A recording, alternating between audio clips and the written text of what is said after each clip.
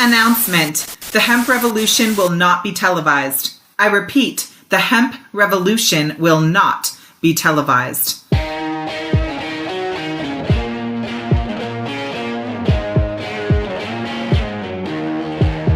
Welcome to the Hemp Revolution podcast, the global hotspot for the buzz and the cannabis. You can hear the stories of the green rush from the dreamers who are writing the rules, innovating the business, and changing history forever. Immerse yourself with the fascinating stories from the leaders in the hemp health revolution to learn how we are changing the game forever.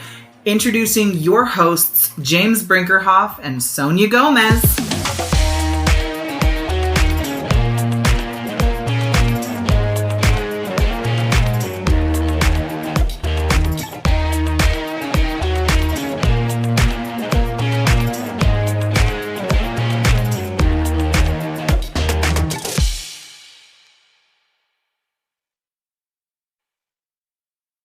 What's up, everybody? Sonia Gomez coming to you from Denver, Colorado. This is another badass episode of the Hemp Revolution podcast. I'm your hostess with the mostest. And as you know, on the Hemp Revolution, we are talking about the journey and the battles of the entrepreneurs and innovators who are pushing this industry forward to ensure that you guys have access to the absolute highest quality products and brands that are available on the marketplace right now.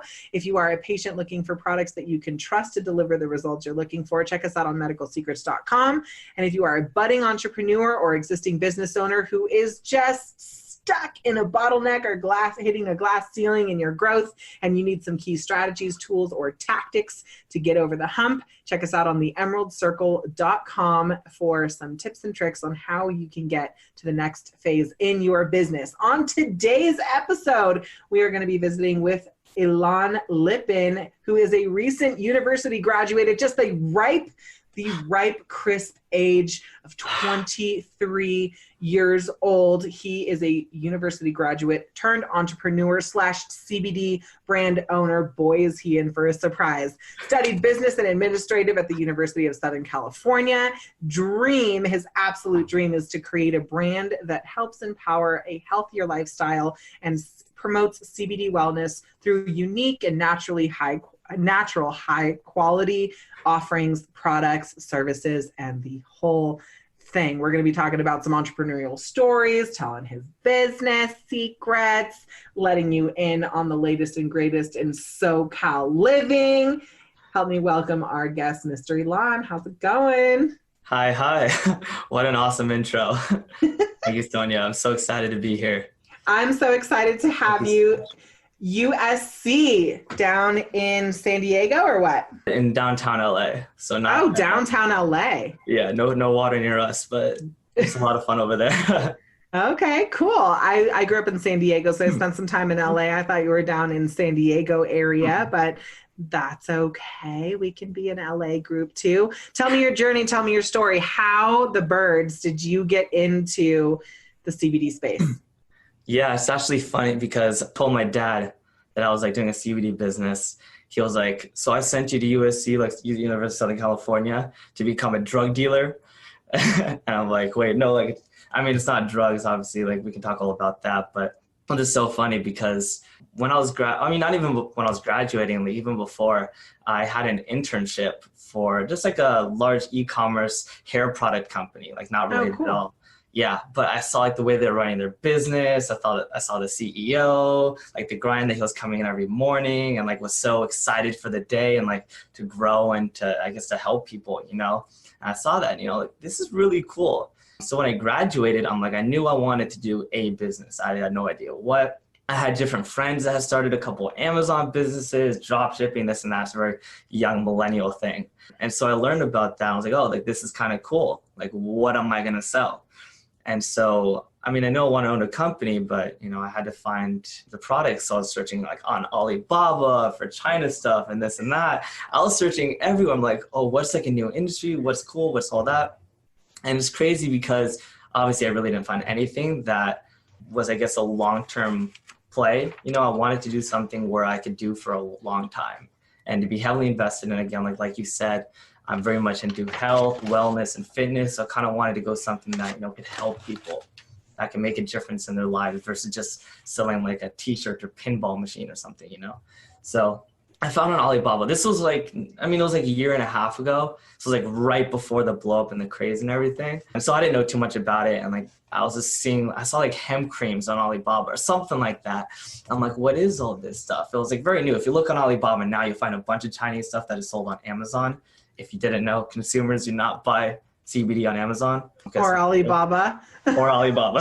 Either or. Hopefully not. But you can literally see like the actual listings on Alibaba. But anyways, I saw that. I was like, oh, what is this stuff? Like, what type of industry is this? Is it supplements? I was kind of learning more. And then I found like these, I looked up CBD brands. I'm like, what are these brands? And I found a couple and I'm like, this is so cool. Like, this is an actual brand. It's an actual company.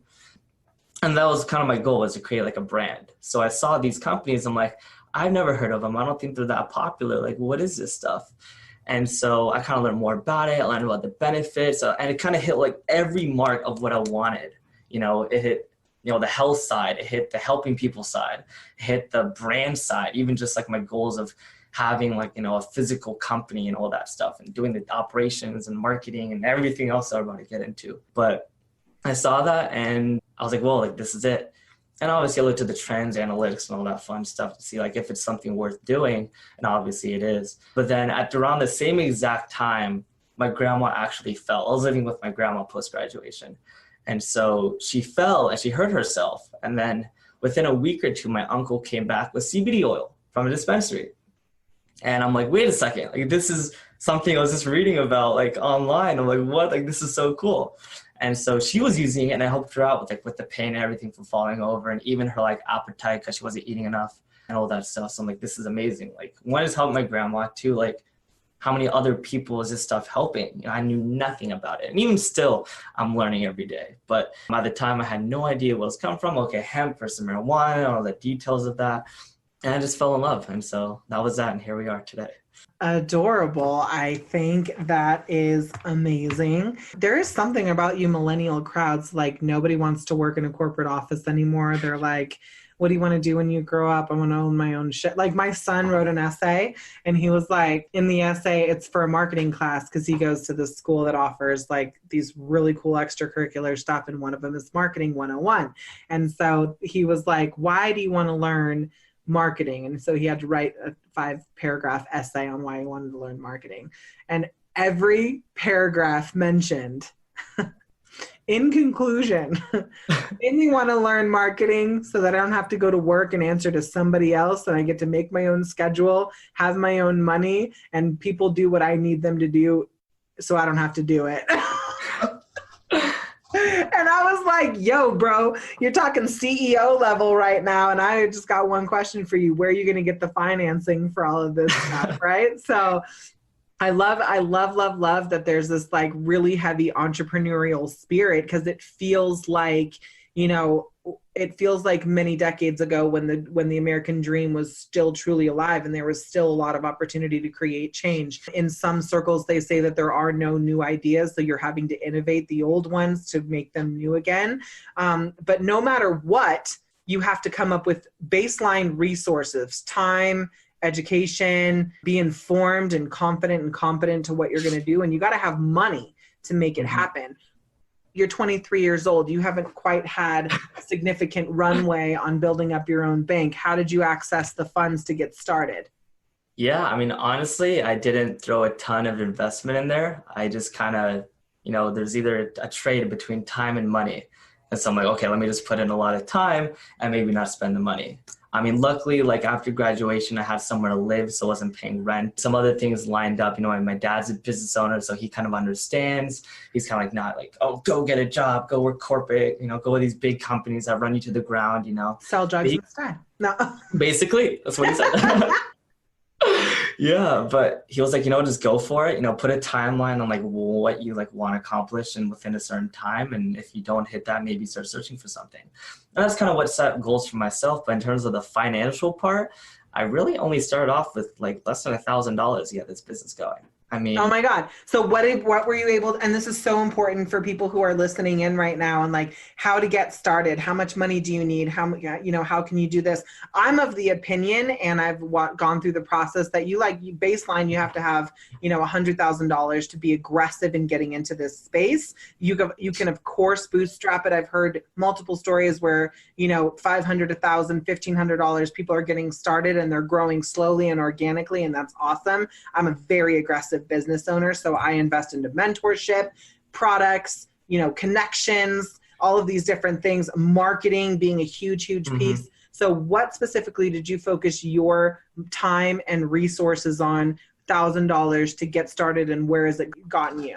Yeah, I mean, that's honestly like the such like cool part about all of this, especially I could talk about this for hours, but it was kind of like the mixture of, I mean, already off the table is, Facebook ads, Instagram ads, Google ads. So a lot of the money that you would, traditionally put throwing money into like marketing isn't really there. So a lot of it's just kind of figuring out tactics and strategies and content to really get your stuff out there. So, I mean, most of the beginning cost was just product.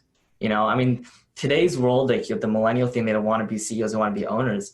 And the really cool thing is that the timing is right for that.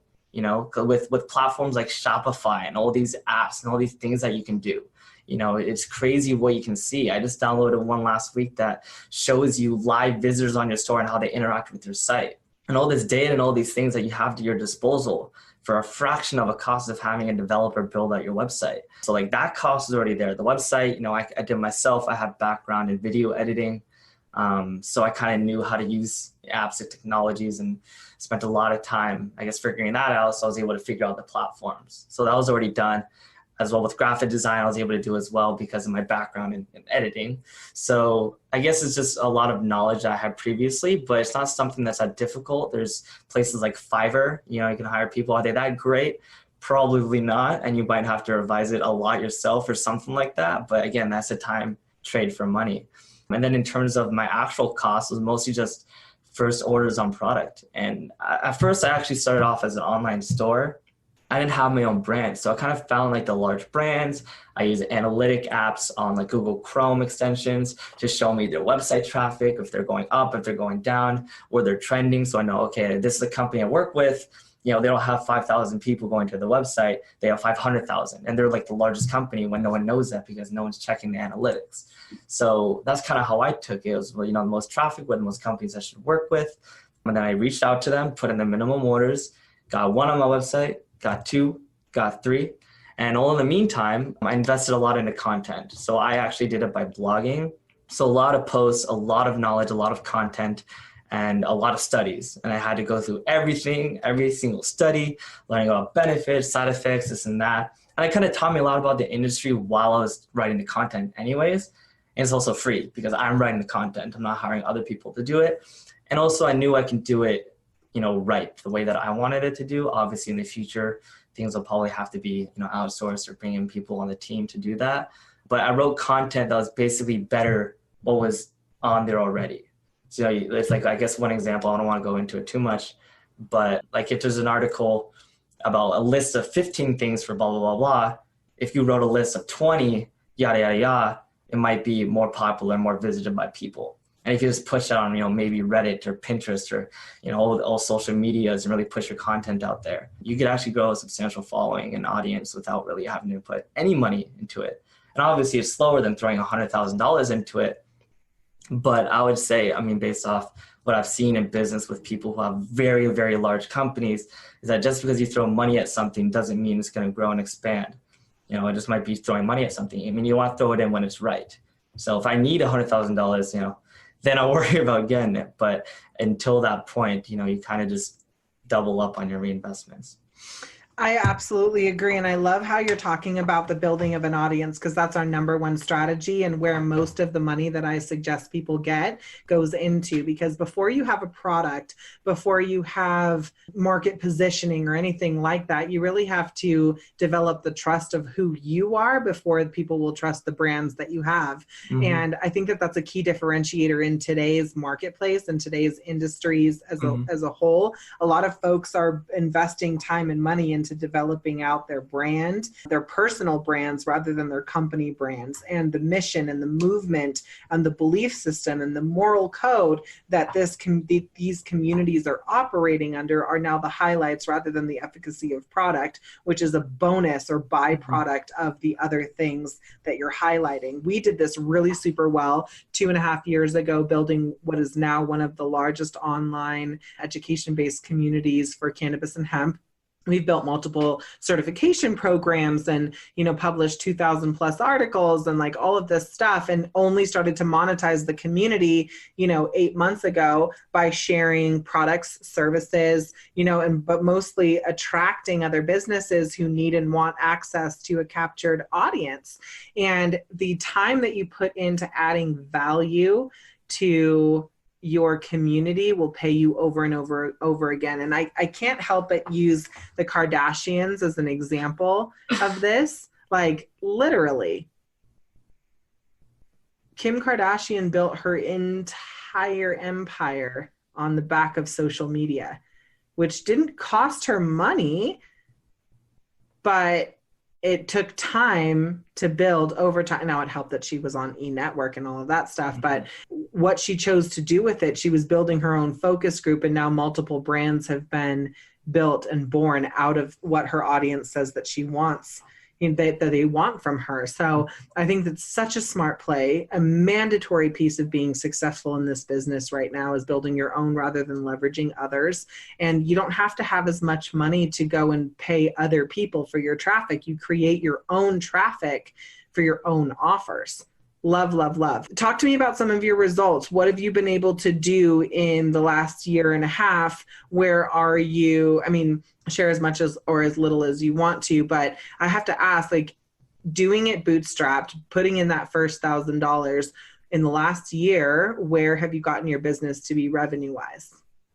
Okay. You want totals for a year or just kind of a month to month thing? No, just like month to month. You invested $1,000. Yeah. What have you, what has that yielded you?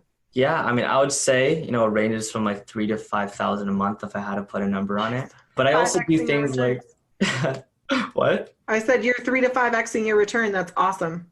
Yeah, and that's what's been so cool is that like all the money I put in, I put in like initial investment, and then everything from there has been just reinvesting that. But, I also put a lot of my free time into it too. I go sell at gyms, I meet people, and I learn, like, that's kind of where I learned the educational piece of, what do people want to know?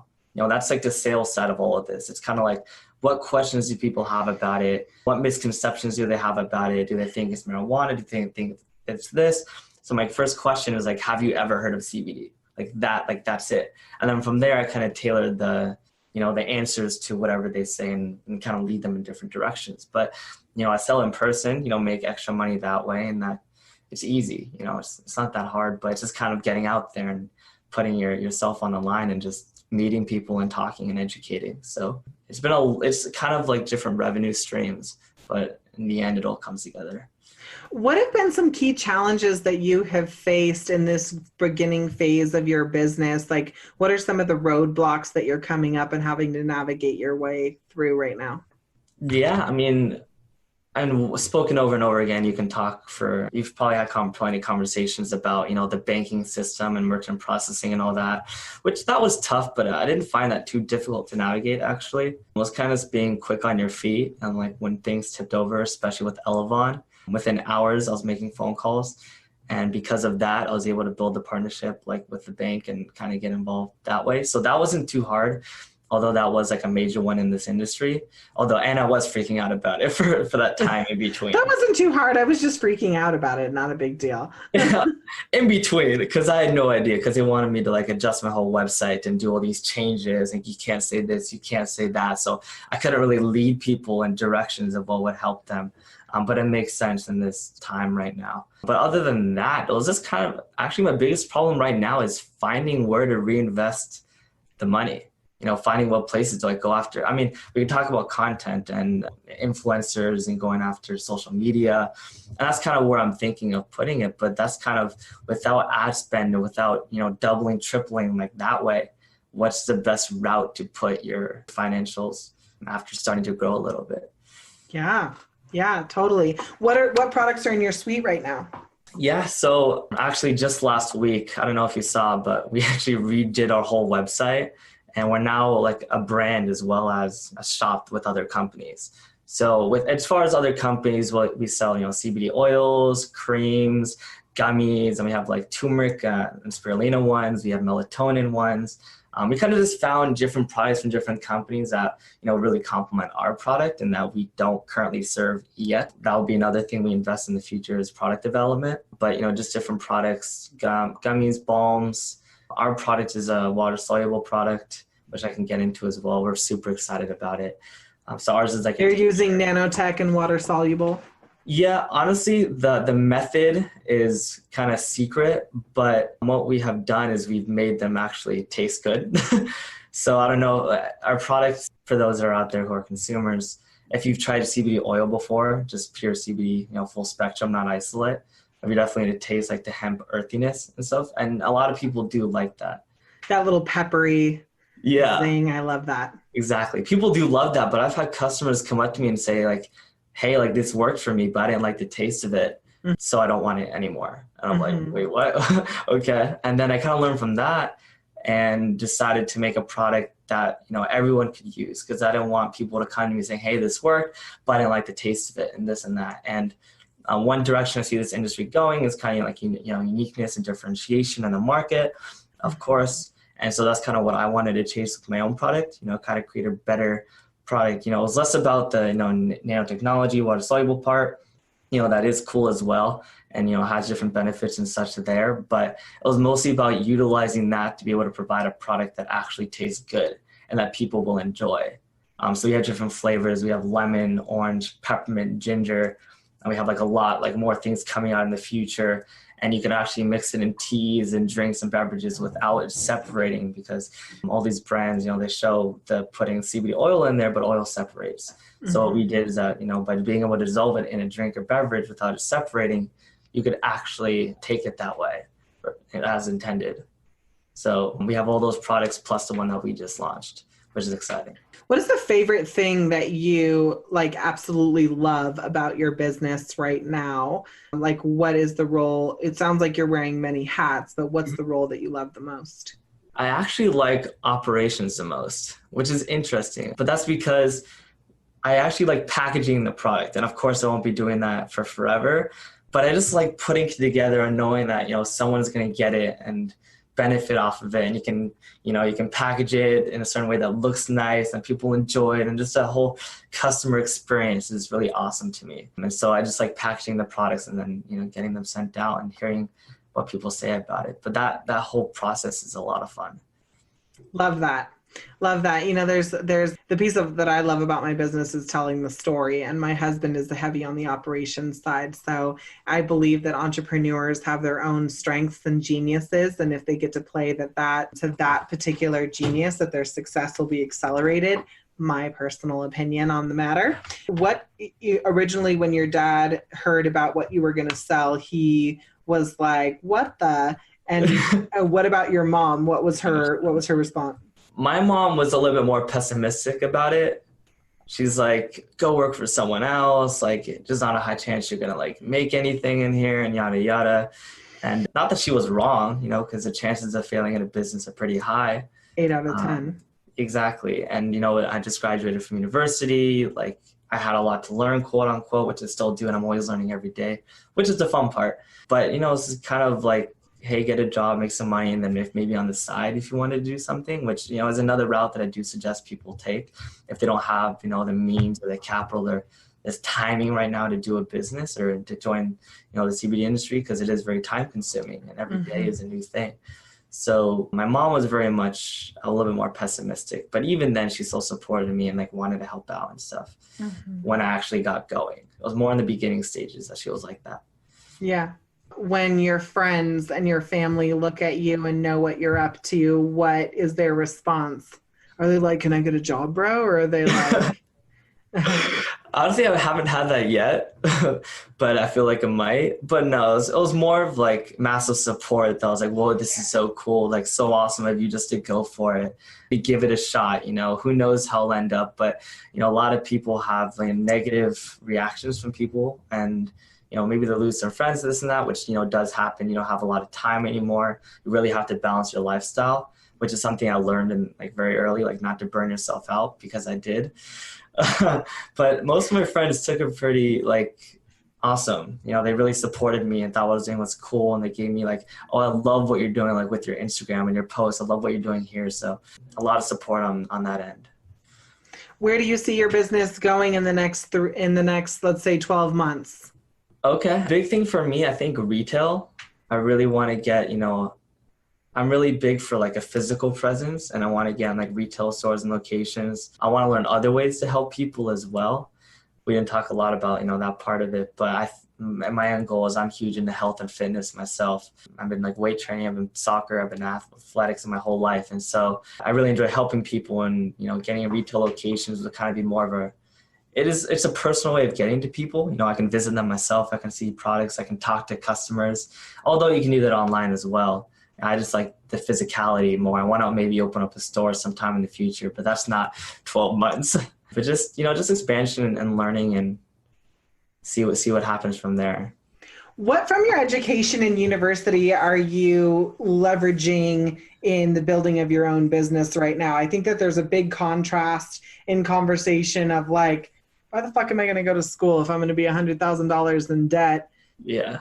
And not even use my degree when I can find, specialized education online. And then there's another opinion that are like, go and get your degree and get your baseline information and education. What would you say are like some of the key things that you're using? And if you had to go back and do it again, would you?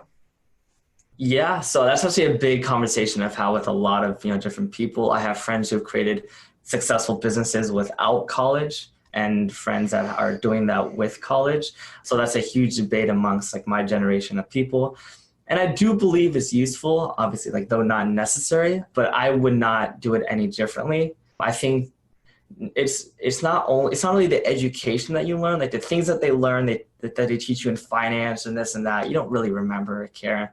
And the things in marketing are like 5 years behind anyways. So the actual physical things aren't. Yeah, this whole roasting USC, I'm sorry about that, fight on.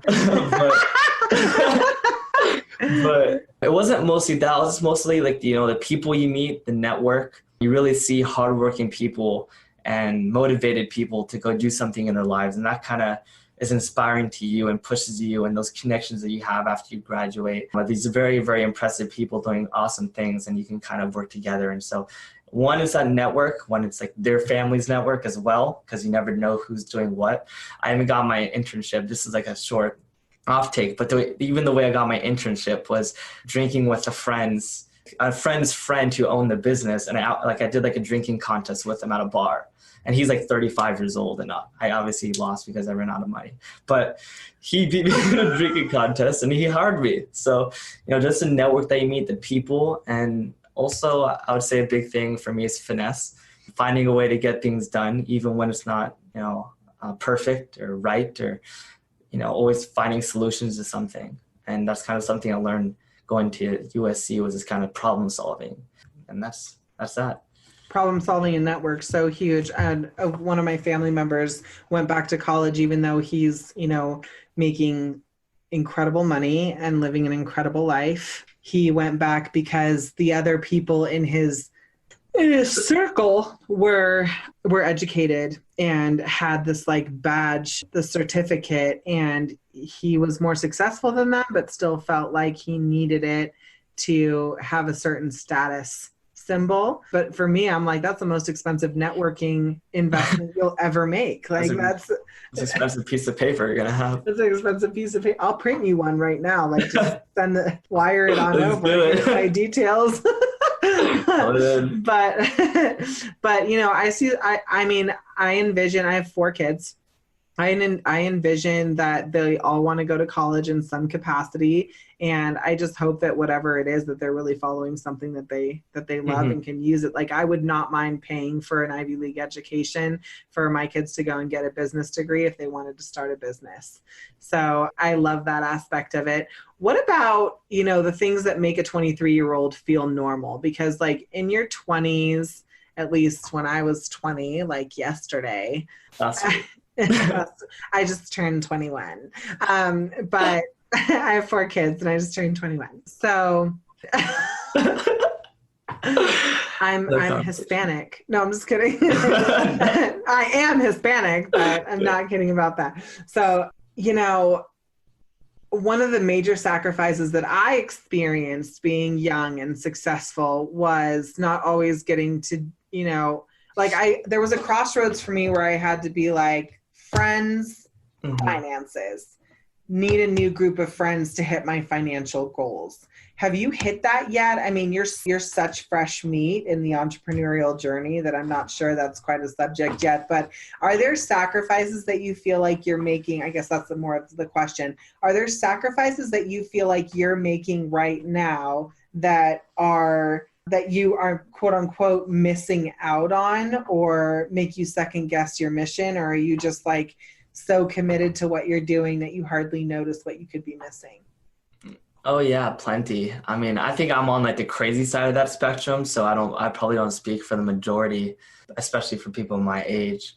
I don't feel like I'm missing out on things too much. I mean, luckily I enjoyed all that fun stuff in college, the partying, the this and that, all the young person stuff going out I did in college. And so I kind of got that out of me. No, I do like obviously miss like the balance of, hanging out with your friends after work and that, but I actually enjoy like, going home and working. My whole thing was, what was I going to do after 5? Like, what am I just going to go home and like see people? Like, no, like this is my time to really set myself apart and get my things together and save up as much as I can, make as much as I can, not spend as much as I can, live very frugally. I mean, those are my personal goals. My personal goals are invest in real estate and to do things on that end. So it's kind of like my personal goals are driving my business aside from, my whole mantra of my business and the mission statement that we have. But it just personally, like I meal prep all my food. Like I don't go out a lot. I hate going out. I like to cook myself. I have my routine. I get in my routine and I kind of forget about everything else, which is nice. But then also I have friends kind of pushing me away from it, which is also a good thing. So luckily I have that background of people that do actually get me away from just staring at my computer all day or doing this or doing that. So I go to the gym every day to kind of keep myself, physically okay, take care of your body, take care of your mind, which is a big part of, CBD and how that's supposed to help out. So yeah, it's a lot of balance, but it's also, you have to sacrifice no matter what. And it's going to be a sacrifice. Do you have like your Beyonce on your arm while you're becoming Jay-Z right now? I have no idea what that means. Do you have a boss bitch that's upgrading you right now? Like, do you have a girlfriend that's like in the background being like, yes, baby, you get that. You meal prep. I'm a roast your chicken right here. We're gonna. No, she pulls me away from that life. No, I have a friend girl and what they would say in millennial times. It's all very complicated. No, but she's awesome. And, she tells me to root on and keeps pushing me, but she also gets me away from always working and always grinding and going out and doing things, which is awesome as well. I'm like a business owner in my business. And I'm like, for the first like 10 years, I was like, yes, we're going to get in this business. We're going to do this business. And like recently I've been like, when are we going on vacation? Like, I'm like ready. I'm ready for the break. I just, you go phases and stages, and it's all a balancing act. Like I like how you're talking about being in routine. That's definitely something that I had to implement really early on. Was like, I had another podcast where somebody was like, "Yo, I got kids. I have this whole thing, but I have really big goals. So I use my calendar and I block out 2 hours here and I block out 2 hours there. And that means I have to get up earlier here and go to bed later over there, but I get to do all the things that I want to do." And I was like, man, that's exactly like that. Subconsciously, that's exactly what I'm doing right now. And how you manage your time is everything so that you can do all of the things that matter most. If you had to give advice to a budding entrepreneur, a young buck who wants to get into the space, or even a retired person who wants another chance at life, what are 3 pieces of advice that you could offer them in their consideration to join the industry right now? Yeah, I mean, number 1 would be like, you have to be all in, not jump with 2 feet like we were talking about before, but mostly to like, once you're starting, you're not going to give up. You're not going to switch. Oh, it didn't work out after 3 months. You know, it's a long process, and it's not a quick dollar. It's not a quick buck. You know, it's really, you have to push very hard and to be persistent, and it's going to be hard. There's going to be ups and downs. So just believe in yourself and be confident, you know, just kind of take every day by that day. And, you know, it can be a terrible day. You know, you can have returns, this and that. You can have fraud. You can have a bunch of these things that can pop up. You can wake up with your bank account closed, you know, and that does happen. But the next day, it's just a whole new day and a whole new clean slate. So that's one thing I would say for sure. Two, in terms of business strategy, I would definitely say like differentiation. You know, unique offering gives something of value. You know, value is what people want. So if you can give something that people value, that's different, that's not the cookie cutter, slap a label on it and send it out, then you can, you know, you have a higher chance for success that way. And then last one would be for marketing, I guess, content. I would say content is very key, like we were talking about earlier. Original content, things created by you, your team, whoever you have, you know, social media. Take really advantage of the outlets that are out there right now, and then just prepare for when newer ones open and new opportunities arise. Spoken like a true G. Are you sure you're 23? I think so. So, man, that's so good. That's such good advice. I will add on our daily double some key pieces of advice that I can offer today would be to second what you say about content and lead with value. If people don't know that you care, they don't care what you know. And I think that it's really important to spend more time giving than asking. More time giving your value, your time, your attention, you know, whatever it is, that piece of value that you feel like you can afford to give that away on the front end before you ask for the sale. So many people are using, and they're blowing it out, but again, they're having to like rebrand every week because they just like blow out an offer, burn a list, and then go in for the next one. And I think it's way more effective long-term. They say the riches are in the niches. So just really focus on who you want to serve and create a message and a mission for that community so that you can start to build a following of people who want to know and be involved with what you're up to. You know, secondarily to that is understand your resources and make your decisions from there. I think, as I mentioned, you know, I'm hearing stories about people who are able to bootstrap, and there's some key considerations when you're looking at how quickly you want to move, and then really managing your time expectation on when you can get a return back on that investment, whether you're investing $1,000 and it takes you 6 months, or you're investing $100,000 and it takes you 3 months. How can you consolidate time and become the most effective and potent in the time that you have with the resources that you have, and really aligning yourself with the people who can help troubleshoot past those points if you are stuck. The biggest investment that I made in any one of my businesses was mentorship, and I've invested anywhere from $25,000 to $100,000 just on the mentorship side to have somebody I could pick up on speed dial and say, yo, what do I do at this particular moment? Because I'm freaking out. And then finally is do what you got to do to be you. There's so many one of the things that the industry is rich with right now is opportunity, and people want to take advantage of every opportunity, that they forget that the one thing that they're great at that's actually generating the revenue or making the difference right now. Well, like every time you birth a new idea, it needs its own set of resources, its own team, its own time, its own everything.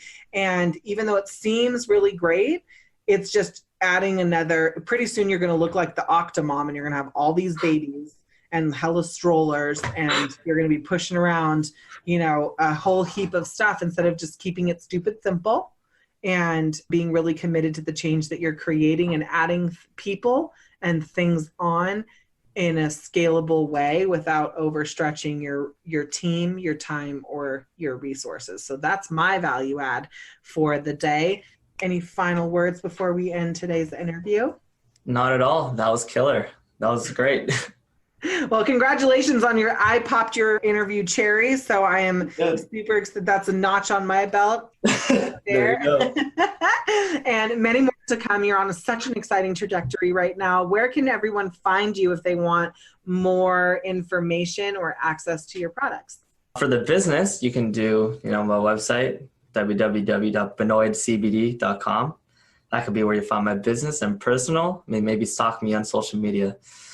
Elan Lipin. All of your social media handles and websites will be posted around the blog along with the show notes and highlights from today's interview. Make sure that you check it out. If you are a consumer and you are looking for products that you can trust to deliver the results you're looking for, medicalsecrets.com is the place to go. If you are a budding or existing brand and entrepreneur looking to get on the other side of these bottlenecks and limitations, check us out at theemeraldcircle.com. I'm your host, Sonia Gomez. And this is the Hemp Revolution. We'll see you on our next show, guys.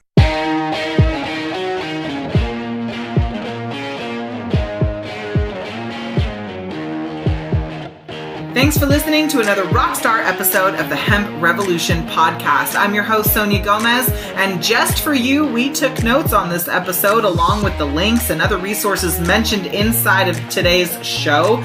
Get them for free right now by going to theemeraldcircle.com. Now, if you want more on this, please subscribe to the show on Apple Podcast or wherever you like to listen, and you will be automatically entered in to our monthly giveaway where you can get swag bags, all kinds of cool gifts and discounts from our guests, and exclusive offers that are only mentioned right here in the Hemp Revolution podcast. I can't wait for you to share this with your friends. With your help, we've been able to impact millions of people's lives around the world with the truth about hemp and cannabis. And we know that you love us so much that you're going to leave a review and rate us right now on your favorite platform to absorb content just like this. Now, we challenge you to dream big and love the life that you live. Thanks so much, and we hope to see you on our next episode of the Hemp Revolution podcast. Ciao for now.